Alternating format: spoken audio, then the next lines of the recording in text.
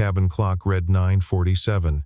Ethan Caldwell sat in seat 2A, backpack at his feet, his son's brown notebook resting on the tray table. A flight attendant stopped beside him, her smile tight, her voice sweet and cold. "Sir, I need you to gather your things. Row 34. We have a priority passenger boarding."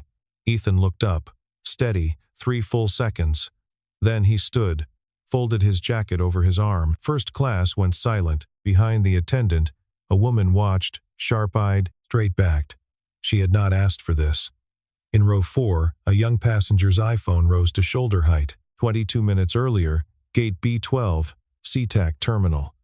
Ethan and Lucas shared a small box of blueberries on a row of plastic seats, the boy counting them one by one before he ate. A ground agent ran a yellow highlighter across the manifest, then a red one through Ethan's name. Beside it she wrote a single word in shorthand. Non-tier. Boarding began. Diane Hollister met first-class arrivals at the jet bridge door, voice trained to land softly.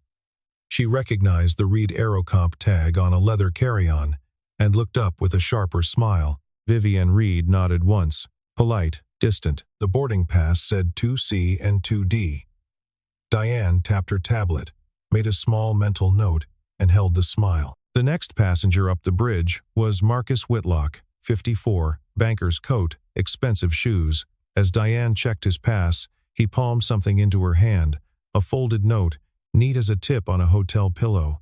She did not look at it. She slid it inside the cover of her tablet case, where she kept the day's manifest.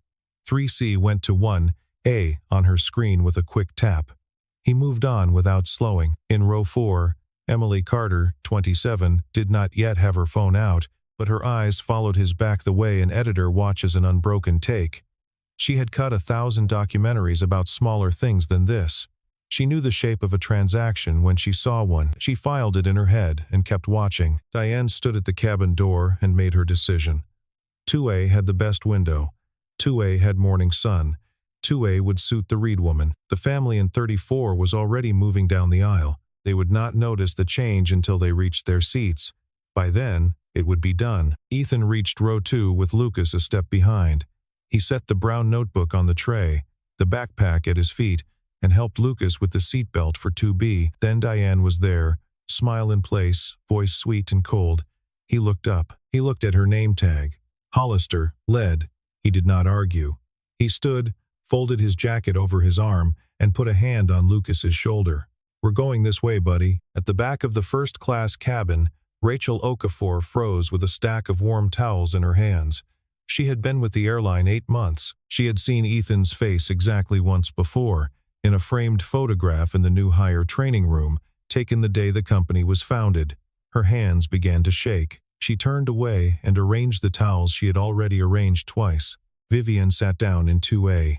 She moved the champagne to the far side of the tray. She watched the back of Ethan's head disappear down the aisle and noticed the brown notebook had slipped to the carpet near her foot.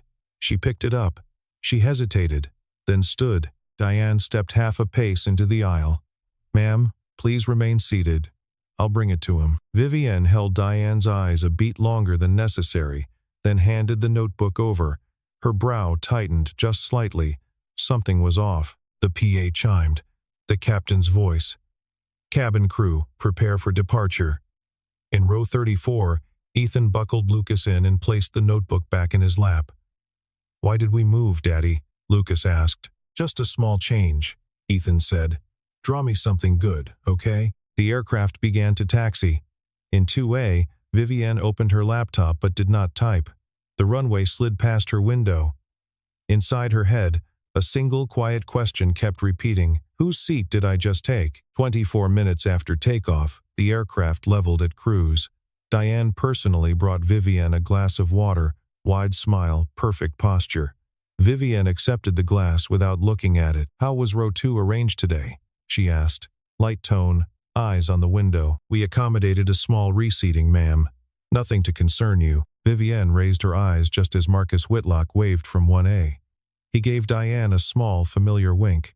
Diane bent toward him. From 4D, Emily Carter had her phone out now, low against her thigh, lens angled up. The frame caught the second slip of folded paper, passing from his palm to hers. clean and quick. The same hand shape as a tip and the same as a bribe. Vivienne lifted the brown notebook from the seat pocket. She told herself she was returning it. She had not yet returned it. She opened the cover. Inside, in soft pencil, was a child's drawing of a Boeing 787. Underneath, in careful letters, Daddy's bird. She turned the page. A grown man had written, in steady block capitals, Sterling Aviation Chairman E.S.C. Vivienne sat very still. Sterling Aviation. Her company's strategic partner. The contract she was flying east to renew. And E.C., the same initials she had seen, in the same hand, on a personal letter of thanks Sterling had sent Reed Aerocomp 4 years ago, the year the founder lost his wife. Ethan Caldwell. The name on the manifest. Seat 34B. The woman in 2A had taken the seat of the man who owned the airline. She closed the notebook with the care of someone closing a will. She set it back on her tray and held her hands flat on either side of it for a moment, the way a person steadies a table that has begun to wobble. Outside the window, a layer of cloud opened beneath the wing and closed again. The cabin lights softened on the climb to cruise. She stood, walked toward the back. Diane intercepted her halfway. "Restrooms are forward, Miss Reed." "I'm aware." She kept walking. At row 34, Lucas was bent over his drawing, hair falling into his eyes. Ethan looked up and recognized her without surprise. "Did you forget something?" She held out the notebook. Diane had already returned it once. They both knew it. "I think we should switch our seats back, Mr. Caldwell." He looked at her, and for the first time that morning she felt seen not as a CEO, but as a person standing in an aisle. "No need. Lucas likes this window. He can see the wing." The boy nodded without looking up. She lowered her voice. "I didn't know. If I had—" "That's the problem, Miss Reed," he said gently. "It shouldn't have mattered." She had no answer for that. She nodded to Lucas, turned, and walked forward. Back in 2A, she sat down and did not open the laptop. She took out her phone and scrolled through her contacts until she stopped at one name. Margaret Caldwell, In Memoriam Fund. She had never met Ethan in person. She had signed checks to that fund 3 years running. Her fingers tightened around the phone. Diane passed in the aisle. "Anything else, Miss Reed?" Vivienne did not answer. She watched Diane move forward. Then she turned slightly toward the rear galley, where Rachel was folding linens with hands that would not settle. Vivienne waited until Diane was out of earshot. "Get me the lead's full name and badge number," she said quietly. Rachel met her eyes. The girl was 26 and afraid. She nodded once. "Diane Hollister.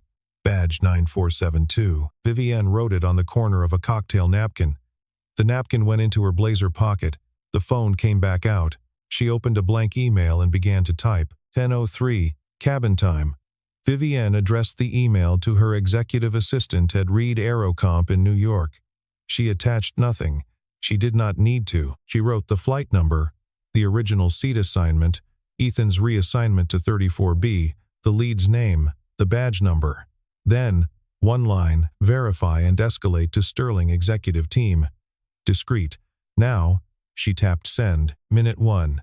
In New York, her assistant Rachel Monroe pulled up the manifest.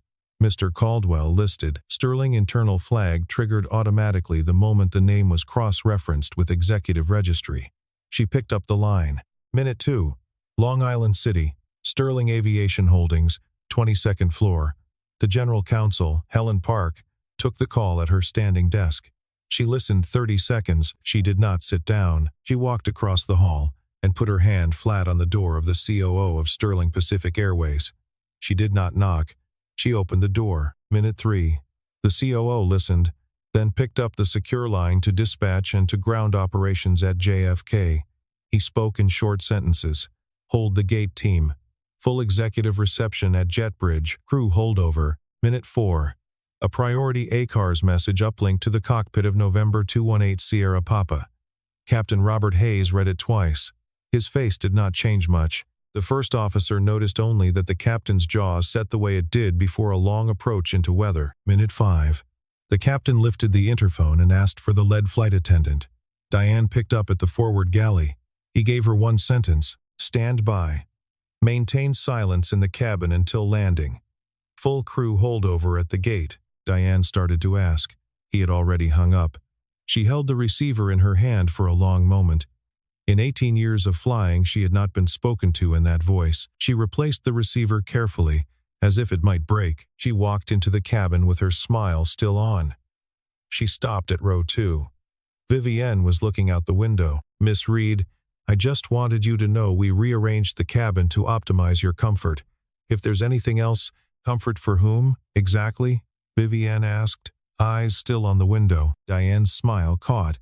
"For valued guests like yourself." Vivienne turned her head, slow, deliberate. "Then you've miscalculated who is valued." Diane stood another half-second, then walked away. In the back, Ethan and Lucas were drawing together. Ethan still knew nothing. Lucas had leaned into his shoulder and fallen asleep, breath even, pencil loose in his fingers. The drawing on his lap showed 2 airplanes flying side by side beneath a careful sun. Ethan rested his chin lightly on top of his son's head and closed his eyes for a few seconds, the way a tired man steals rest from any quiet stretch he is given. Vivienne walked the length of the aisle again, this time without hurry. At row 34 she stopped, took a folded cabin blanket from the overhead, and laid it gently across Lucas's shoulders. She did not look at Ethan. She walked back. The blanket carried the faint synthetic smell of dryer sheets, plastic packaging, the small standardized comfort of the industry she had spent 20 years selling to. Ethan watched her go. He did not say anything. He did not need to yet. In the cockpit, the captain keyed dispatch one more time. "Request full executive reception team at Jetbridge upon arrival. All cabin crew holdover required." "Acknowledged." The reply came back. "Acknowledged." That was the 5th minute. The crew's fate was already sealed. None of them yet knew. 3 hours into the flight, Diane tried to run the cabin like any other day. She pushed the service card deep into economy, something she had not done in years. She stopped at row 34. "Compliments of the crew, sir." She held out a glass of orange juice. Ethan took it. He did not smile. "Thank you." Lucas woke at the sound, polite as always. "Thank you, ma'am." Diane looked at him for the first time. Her eyes dropped to the open notebook on the boy's lap. She read the words on the page upside down. "Sterling Aviation Chairman E.C." She closed the notebook too quickly and moved on. Back in the galley, she pulled up the manifest on the crew tablet. Ethan's name now carried a triple red star, the marker reserved for holding company executive personnel. Her face went the color of paper. She called Rachel into the galley and pulled the curtain. "You knew." "I only knew this morning." "You told the Reed woman?" she asked. "I'm not good at lying." Diane pulled the galley curtain shut. In that instant, in row 4, Emily Carter raised her phone at exactly the right angle and caught Marcus Whitlock sliding a third folded note across the armrest toward Diane's empty serving station. A second passenger in 1D, a Korean businessman with a foldable keyboard, had been filming from a different angle for the last 40 minutes. 2 different lenses, 2 different time codes. Vivienne watched the galley curtain from her seat. She noted, without expression, that Rachel was the one who would need protecting after this flight. She picked up the seatback phone, swiped her platinum card, and placed a second call. Sterling Aviation board chair, a man she had known for 9 years. She did not raise her voice. "I don't want anyone punished today, Charles. I just need you to know how this crew sorts human beings." She hung up before he could answer. Ethan walked forward to use the rear restroom. He passed Diane in the galley. She was alone now. She said it without looking at him. "Mr. Caldwell, I didn't recognize you." He stopped. He turned. He looked at her with no anger in his face, which was somehow worse. "That's the problem, Miss Hollister. If you're only kind when you recognize someone, you've never been kind." He walked on. The galley curtain fell back into place. For the rest of the flight, the cabin grew strangely quiet. Crew interactions thinned to a minimum. In row 3, Margaret Ellsworth, 71, retired civil rights attorney, turned to her husband and spoke loudly enough for the surrounding rows to hear. "I tried this kind of thing in court for 30 years, James. I don't know yet what I need to write down today. I am writing it down anyway." She took a small brown notebook from her purse and uncapped a pen. Diane swallowed and looked at the floor. The husband, James, said nothing. He had been married to Margaret long enough to know that when she opened a notebook in public, the room was already in evidence. Vivienne did not return to 2A. She stood at the rear of the aisle, low voice, asking Rachel whether she had ever considered moving to Reed Aerocomp's in-flight client experience team. Rachel's eyes filled. She did not answer yet. Out the window of 34A, Lucas pointed. "Daddy, the wing is moving," Ethan explained flaps and slats in plain words. He finished with, "Wings move when they need to. They don't apologize for it." Vivienne, 2 rows behind, heard the whole sentence. 12:51 Eastern. Wheels down at Kennedy. The captain came on the PA, voice flat. "Ladies and gentlemen, due to an operational matter, all passengers please remain seated upon arrival at the gate. This delay is brief. Thank you." The cabin buzzed at low frequency. Diane walked toward the back to maintain her face. By then, in row 4, Emily Carter had already uploaded 3 clips to the cloud over the in-flight Wi-Fi. Her caption was short: "Single dad and his 7-year-old kicked out of seat 2A for a CEO passenger. Cash slipped to crew." Sterling Pacific explained this. She tagged the airline, 3 news outlets, 2 aviation watchdogs. She tapped post the moment the tires touched the runway. Within 8 minutes, the first clip cleared 40,000 views. By the time the seatbelt sign blinked off, it had been picked up by a major aviation account with 2 million followers and reposted with a single line of commentary. "This is not okay." The aircraft rolled into the gate. The cabin door opened. Instead of passengers deplaning first, 4 people in dark suits boarded: the COO of Sterling Pacific Airways, the general counsel of the holding company, an FAA observer who had been booked weeks earlier for an unrelated audit, and a senior HR director. The COO asked the cabin crew to assemble in the forward galley before any passenger left the aircraft. Passengers were released slowly, row by row. Ethan and Lucas were asked to disembark last, by a separate path. Vivienne stayed in 2A until Ethan passed her seat. Diane stood in the galley, paper white. The COO spoke in a level voice that carried no anger, which made it worse. "Effective immediately, every member of this cabin crew is placed on emergency suspension pending termination review. Badges will be collected at this gate. You will not operate any Sterling Pacific flight until further notice." One of the junior attendants asked, "What happened?" "Cabin culture review. Triggered today. 5 minutes after our executive office was notified of the events on this flight." He did not say Ethan's name. Rachel stood at the edge of the group. The COO looked at her. "Miss Okafor, you and I will speak separately. This is not disciplinary." Rachel nodded once. For the first time since takeoff, she exhaled all the way. Ethan walked Lucas down the jet bridge. He did not look back into the galley. Halfway down, the boy's legs slowed, and Ethan crouched without a word and lifted him onto his back. Lucas's arms locked loosely around his neck. Vivienne walked behind them, quiet. She paused for 1 second beside Diane in the galley doorway, not looking in, not speaking. The silence weighed more than any sentence. At the end of the jet bridge, Lucas lifted his head from his father's shoulder and waved back at Diane. "Bye, lady." Diane swallowed. Her hand tightened on the galley counter until the knuckles whitened. That was the moment something in her broke. She had done it to a 7-year-old boy. In the terminal, Vivienne reached the baggage carousel just as Ethan set Lucas down. They stood side by side, watching the belt turn. "I owe Lucas an apology," she said. "Ask Lucas." She crouched to the boy's eye level. "I'm sorry I sat in a seat without asking whose it was." Lucas considered the words. He nodded. "Okay." The carousel moved. Ethan's bag came around first. He lifted it, nodded to her. "Have a good meeting, Miss Reed." She watched father and son walk out through the sliding doors. The terminal absorbed them quickly. A small backpack, a tired boy, a man in a flannel shirt. Nothing about them announced who they were. That, she understood now, was the entire point. In her pocket, her phone buzzed. Emily's video had crossed 600,000 views. 2 days later, Sterling Aviation Holdings, Long Island City, 22nd floor.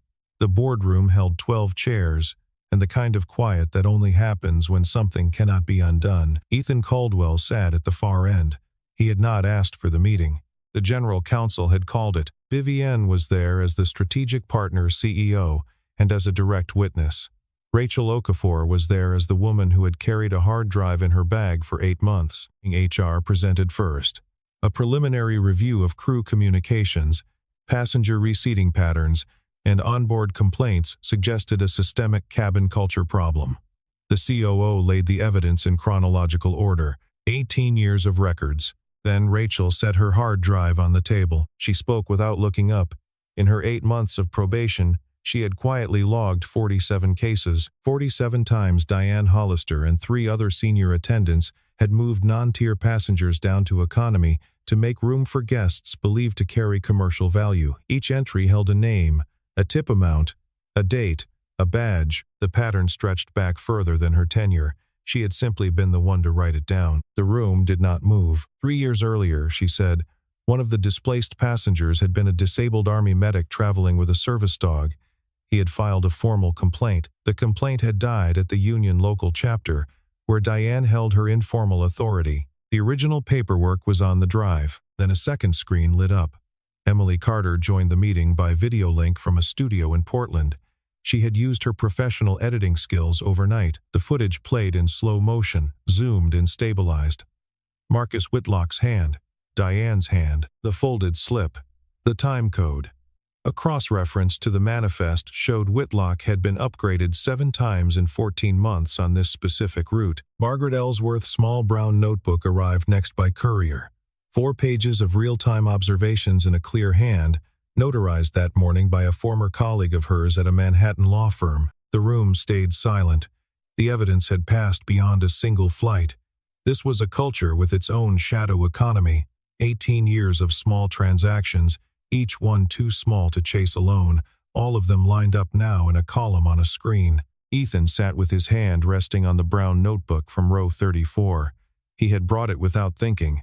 He spoke very quietly. My wife believed there were no classes of people on an airplane, only passengers. I heard that sentence again from my son this week. Vivienne looked at him across the table and did not speak. She picked up the witness statement, read it once, and signed at the bottom. The board moved to a preliminary vote.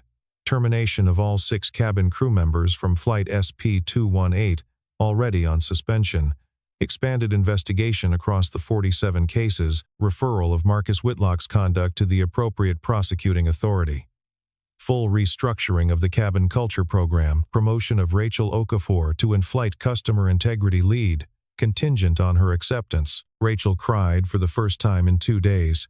Vivienne stood, walked around the table, and placed a hand on her shoulder. When the meeting broke, Ethan and Vivienne walked out together.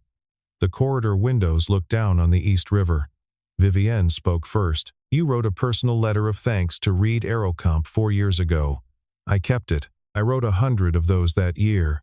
Margaret used to say to thank people on behalf of the one you owe. She was right. They kept walking. They did not touch. The space between their shoulders measured exactly the width of one hand. A week later, the full Sterling Aviation Holdings Board met in formal session. The meeting was live-streamed to all 12,000 Sterling employees and recorded for federal review. Emily Carter's video had passed 18 million views. 6 major papers had carried it on the front page. The stock had dropped 7% in 48 hours, then steadied after the reform announcement. Diane Hollister had been offered union representation. She had declined. She walked into the boardroom alone. The room was full.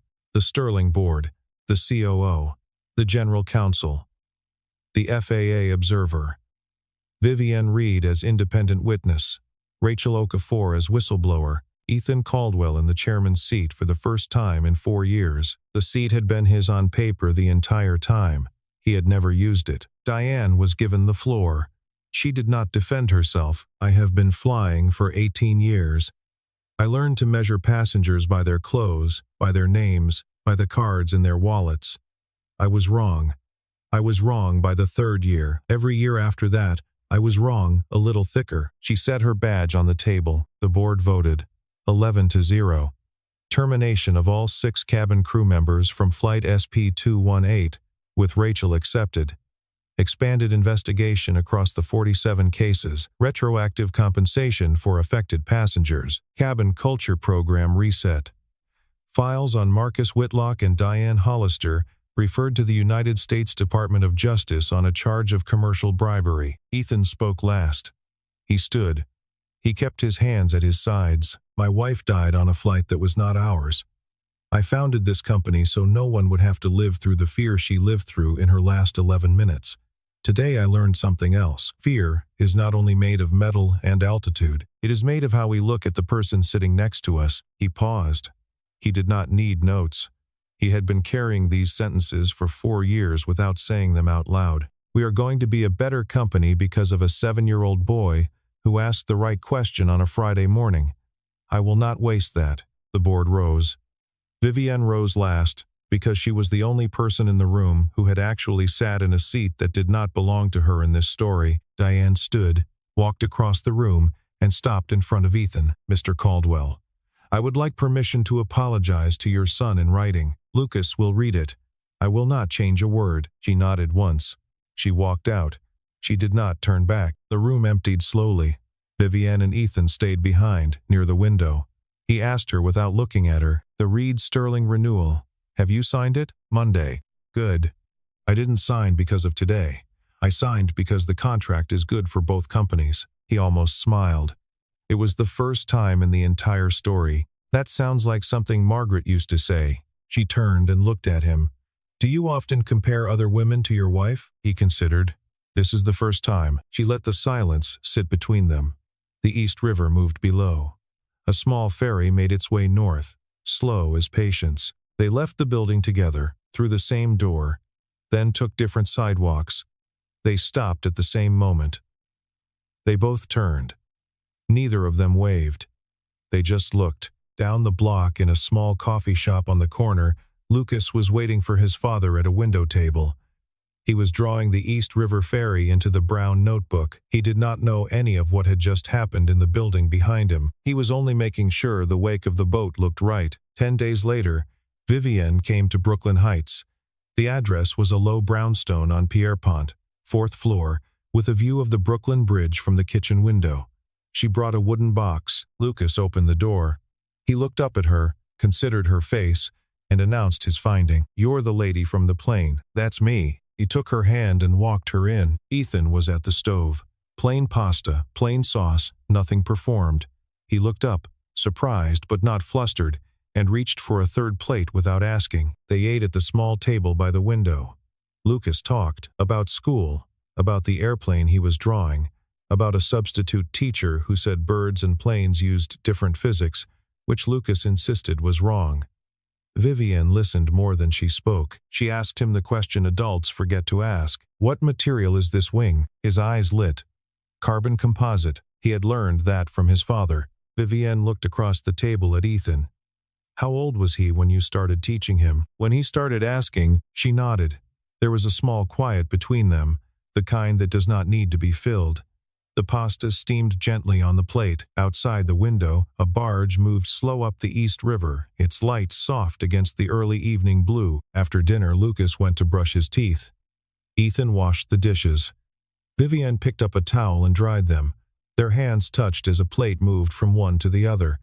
They both paused half a second. They both kept going as if nothing had happened. She set the wooden box on the kitchen table. "I brought the letter back. I kept it because I wanted to believe someone like you was still holding this industry together. Keep it. The person who sent it deserves a day to read it again." She did not put the box in her bag. She did not put it down. She held it between her palms. The lights on the Brooklyn Bridge came on through the window in a single ripple. Lucas came running back with a new drawing held out in both hands. 2 airplanes flying side by side under a careful sun. The smaller one had a caption, "Daddy and Friend." Vivienne looked at the drawing for a long time. She did not ask whether the friend was her. She only said, "It's beautiful, Lucas." She folded the page carefully and slipped it into the inner pocket of her blazer, the same pocket she used for signed contracts. When she left, Ethan walked her down to the lobby. The street outside was wet with a thin late rain. She turned at the door. "I'm flying to Seattle next week. Sterling Pacific Flight 217. I know. I review the manifest every week." She almost smiled. "Seat 2A? If you take 2B." She nodded.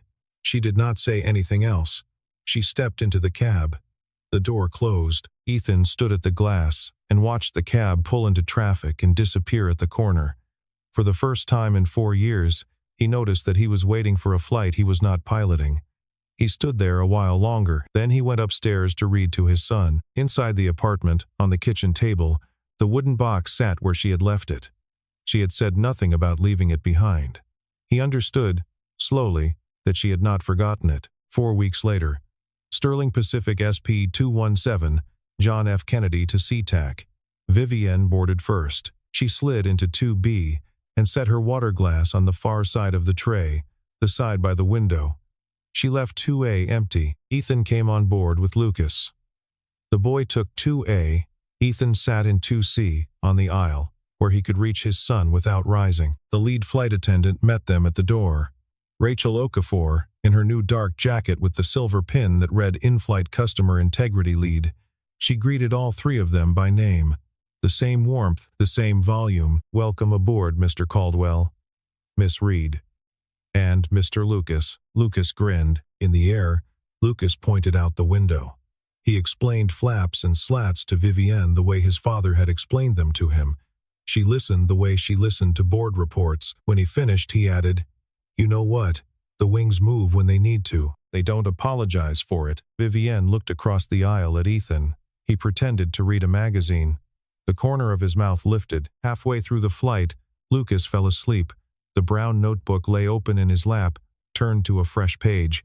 Vivienne glanced down and saw new letters in pencil. "Miss Vivienne Friend." She did not say anything. She took a cabin blanket from the overhead and placed it across his shoulders.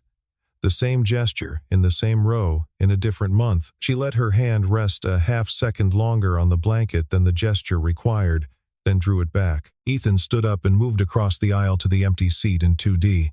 They were now facing each other across the gap, separated by the width of an aisle and nothing else. The cabin was quiet. Rachel passed them once with a tray and did not interrupt. Vivienne spoke first. "My mother has Alzheimer's. She doesn't remember me on most days. I have told 2 people in my life. You are the second. Thank you for telling me. I don't know why I told you, because sitting next to someone for 3 hours is close enough that you stop pretending." They sat with that for a while. Outside, the Rocky Mountains rose under the wing, snow ridges sharp as drafting lines. After a long pause, Vivienne asked, very quietly, "Will Margaret be okay with this? With me being here?" Ethan did not answer right away. He looked at Lucas asleep under the blanket. Then he looked at her. Margaret would say, "It's about time someone came." Vivienne nodded. She did not reach for his hand. He did not reach for hers. They both knew the timing for that was not yet, and that not yet was not the same as no. In the galley, Rachel made another pass with water. She looked at the 2 people sitting across the aisle from each other and smiled at the floor, careful to keep it private. She set a glass at Lucas's tray for when he woke. She did not interrupt. She moved on. The plane carried them west, smooth as a held breath, into the long second half of an afternoon. 6 months later, Sterling Aviation Holdings issued a public report on cabin culture reform. Passenger complaints concerning unauthorized reseating had dropped 94%. Rachel Okafor, in her new role, had personally trained 2,300 flight attendants across the system. Marcus Whitlock and Diane Hollister each received suspended sentences, restitution orders, and lifetime bans from Sterling Pacific Airways. Emily Carter received a Citizen Journalism Award from the Society of Professional Journalists. Margaret Ellsworth was offered lifetime travel benefits by the airline.